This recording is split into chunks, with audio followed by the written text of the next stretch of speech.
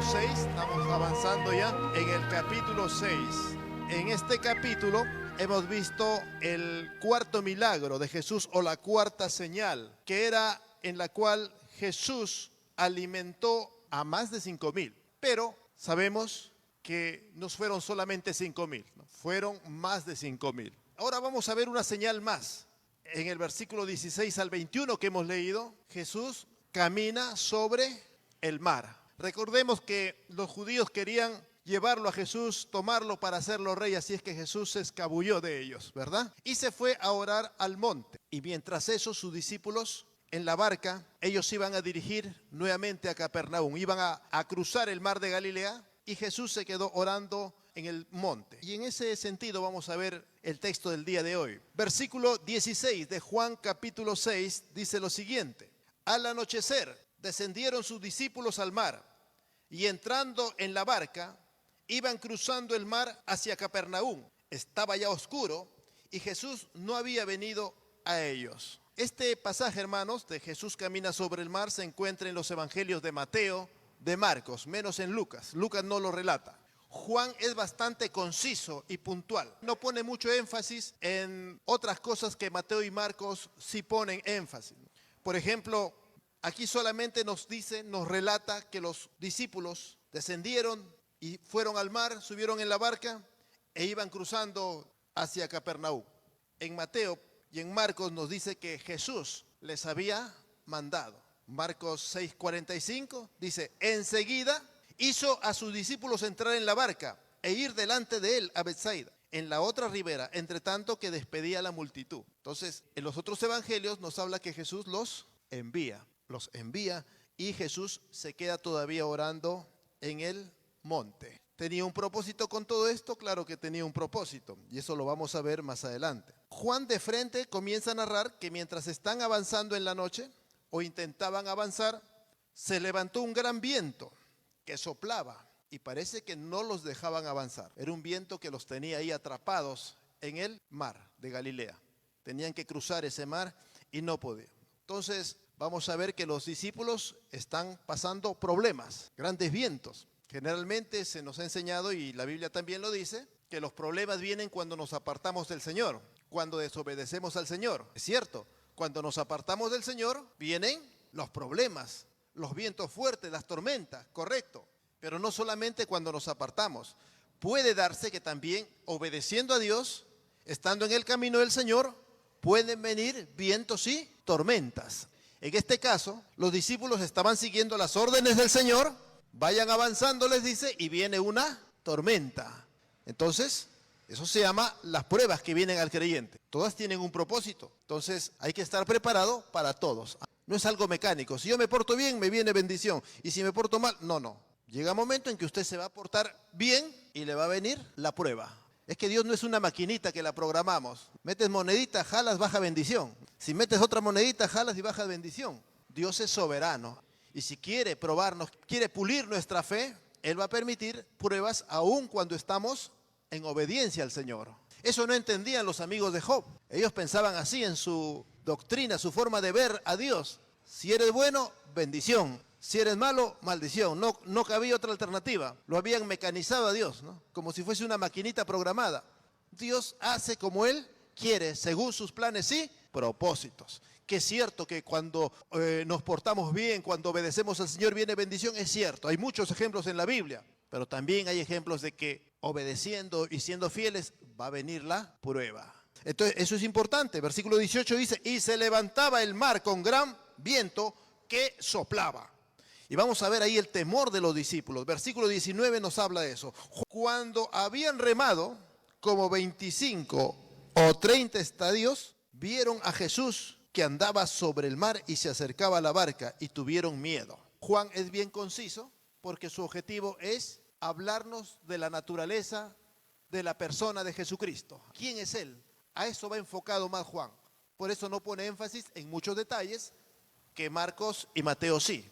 Es el enfoque diferente, hermano. Eso se llama la multiforme gracia de Dios, obrando a través de los diferentes dones y ministerios, aún dentro de la iglesia.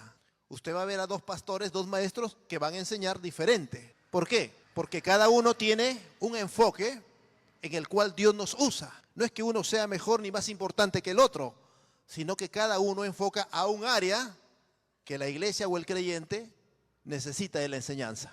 Somos imperfectos, por eso es que dependemos los unos de los otros. Entonces, el temor de los discípulos. Marcos nos habla que vieron un fantasma, tuvieron miedo. Mateo nos relata a Pedro, por ejemplo. En este mismo episodio, Mateo nos relata que Pedro al verlo le dijo, Señor, manda que yo también camine sobre el agua, ¿no? Y el Señor le dijo, ven para acá. Y Pedro comenzó a caminar sobre el agua, comenzó a sonar el viento y tuvo miedo, dejó de mirar al Señor y se hundió. Y el Señor vino a rescatarlo. Pero eso no lo relata Juan.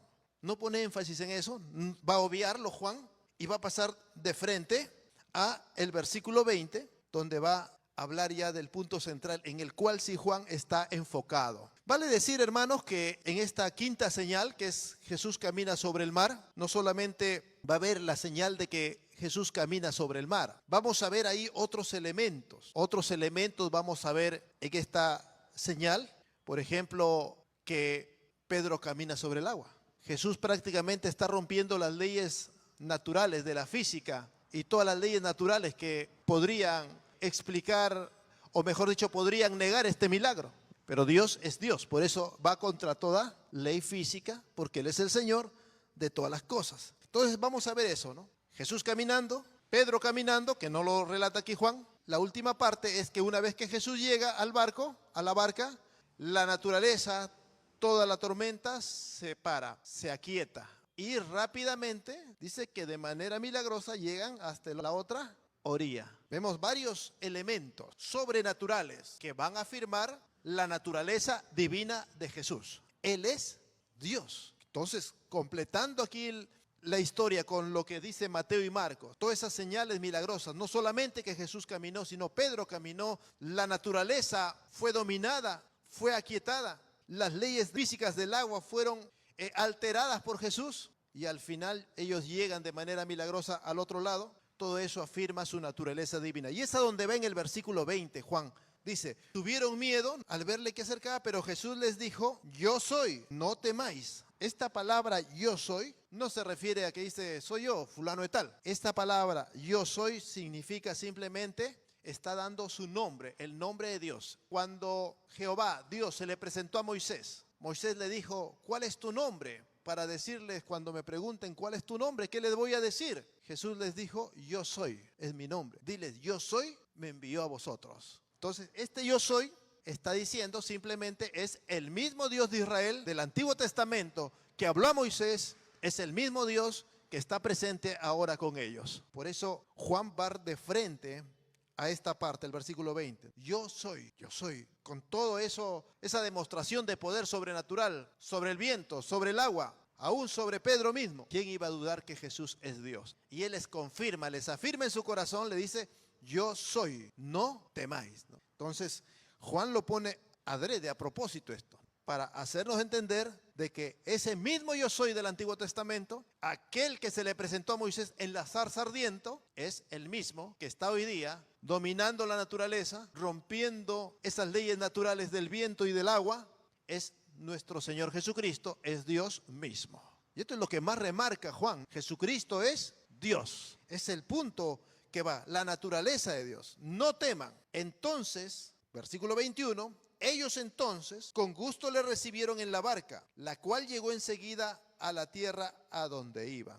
Le recibieron con gusto, ¿no? Lo acogieron y llegó enseguida, dice, ¿no? a la tierra donde iban. Ya no había viento en contra, ya no había tormenta, sino que rápidamente ya estaban en el lugar. Otro milagro más, otra señal sobrenatural adicional aquí, ¿no? Entonces este milagro de Jesús anda sobre el mar está rodeado, está acompañado de muchas señales más que van a afirmar que Jesús es el yo soy, el Dios de Israel, aquel que existe por sí solo. Yo soy quiere decir el que tiene existencia propia, el que existe, ha existido y existirá por siempre. Él no depende de otro ni de nadie para existir. Entonces, estas señales para hacer conocer a sus discípulos que Jesús es Dios, que Él es Dios, afirmar en su corazón. Y reconocer, hermanos, a Jesús como el Rey, el Dios de Israel, va a hacer que todos aquel que se someten a su señorío, vamos a poder cumplir los planes y propósitos que Él tiene para nuestra vida. Vamos a llegar a nuestro destino que Dios ha trazado. A veces estamos como los discípulos, remando contra la corriente, Aunque somos discípulos, somos cristianos, pero someternos a la voluntad de Dios, al señorío del Señor, va a hacer que no sigamos luchando contra la corriente. Hablo de siendo cristianos, a veces estamos luchando contra la corriente y vemos que muchas cosas se nos obstruyen, encontramos barreras.